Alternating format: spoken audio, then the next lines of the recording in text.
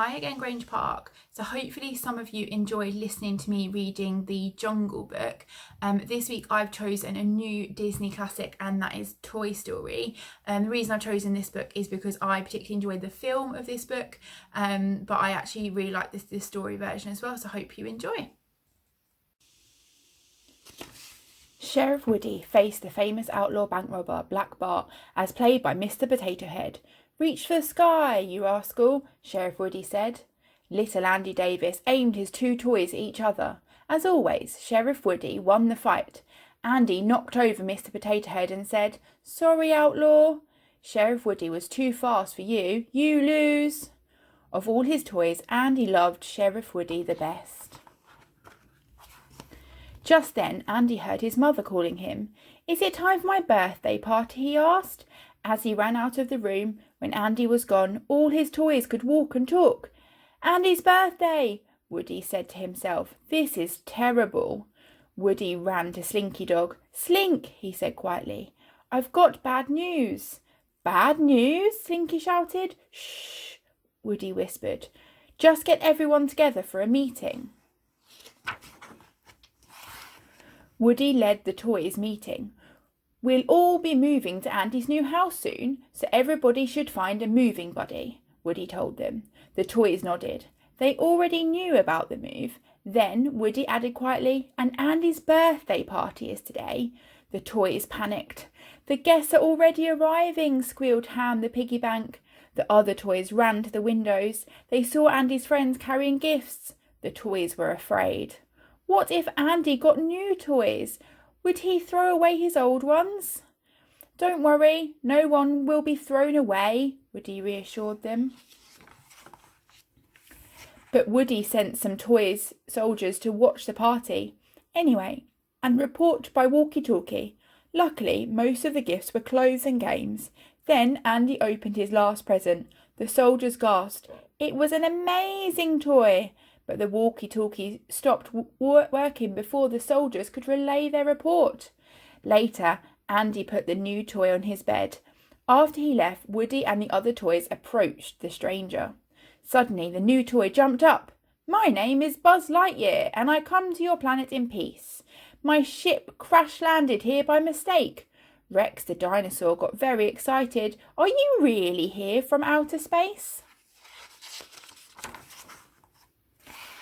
Woody sighed. "Of course not. He's a toy like us." "Excuse me, but I think the word you're looking for is Space Ranger," Buzz told him.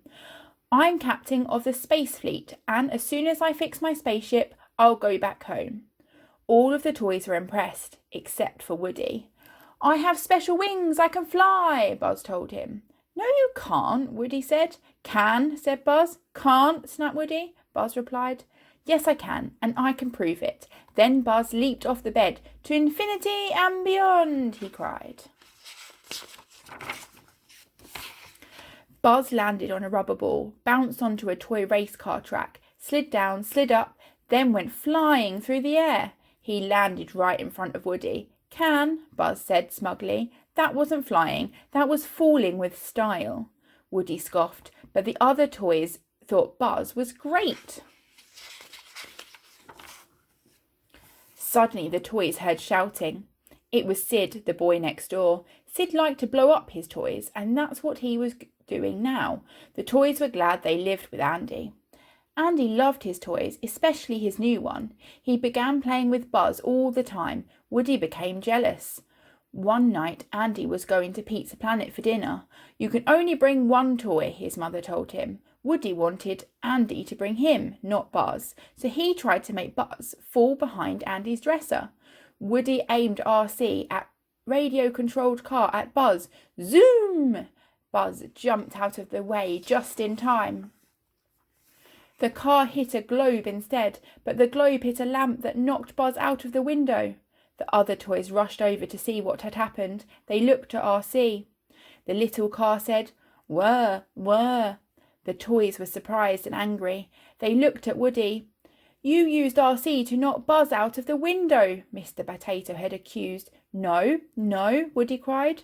"I didn't mean to." The other toys didn't believe him. Woody didn't know what to say. All the toys were angry with him. Bo Peep felt sad. She couldn't believe Woody would do such a terrible thing.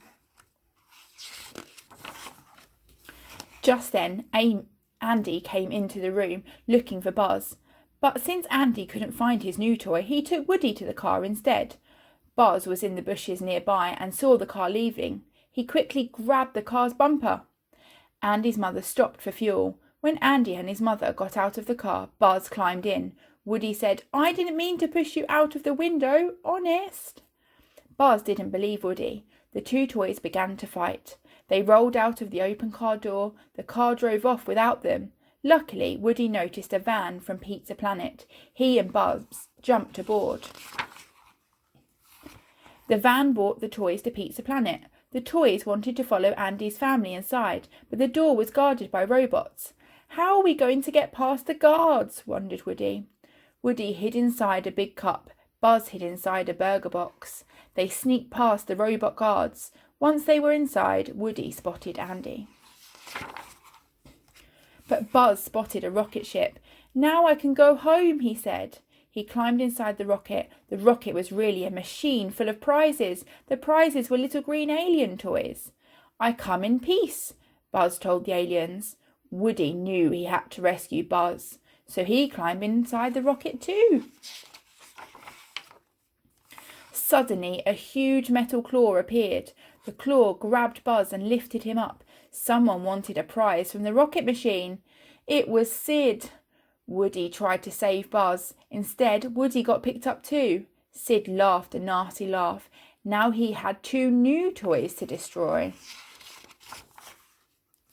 Sid took the toys home to his gloomy room. After he left, Woody and Buzz looked around. They saw something moving.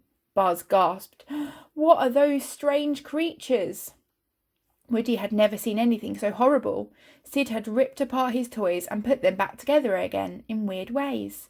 The mutant toys moved closer and closer to Woody and Buzz. The two toys ran. Woody and Buzz ran to different rooms. Then something even scary happened to Buzz. He saw a TV commercial for a Buzz Lightyear toy. Buzz said to himself, "That can't be right. I'm the real Buzz Lightyear. How can there be another one on TV? What if Woody was right? What if I am just a toy?" Buzz had to prove he was the real space hero, so he jumped off the top of the stairs. Buzz spread his wings and... crash! He hit the ground so hard his arm broke off. Sid's sister found Buzz and brought him to her doll's tea party. Finally, Woody was able to sneak into her room. "Hurry, let's get out of here," Woody said. Buzz replied sadly, "Why bother? I'm just a stupid toy. It doesn't matter who plays with me." As they went back to Sid's room to try and escape, Woody tried to convince Buzz that being Andy's toy was just as important as being a space ranger. Suddenly, the mutant toys surrounded Buzz. To Woody's surprise, they fixed Buzz's broken arm. Just then, Sid turned up. He taped a rocket to Buzz. He was going to blow him up the next morning. Woody had to save Buzz, but he couldn't do it alone. He bravely approached Sid's mutant toys. They were friendly and they agreed to help. The next morning, the mutant toys followed Woody to Sid's backyard. "Reach for the sky!" Woody shouted at Sid. Sid turned around. He looked at Woody in shock. How could a toy talk by itself? "We toys don't like being blown up. We don't like to be smashed or ripped apart," Woody told Sid. The boy gasped. He saw dozens of toys heading straight for him. Woody said, "You'd better take good care of your toys. If you don't, we'll find out, Sid." The nasty boy screamed and ran to his room. He would never blow up a toy again. Woody and the other toys cheered. Suddenly, Woody saw the moving van in front of Andy's house. He and Buzz had to get on it. They raced out of the yard with Sid's vicious dog chasing them. Buzz rescued Woody from the dog, but he was left behind as the moving van pulled away. Woody had to help his friend. Inside the van, Woody opened the box with the toys and got RC. Then he pushed RC down the van's ramp. The other toys didn't understand. They thought Woody was trying to get rid of RC too, so they pushed him off the van. The van sped away, but Buzz and Woody hopped on the speeding car. They raced to the van and almost made it. Unfortunately, RC's batteries died. Woody cried, "Oh no, now we'll never catch up with the van."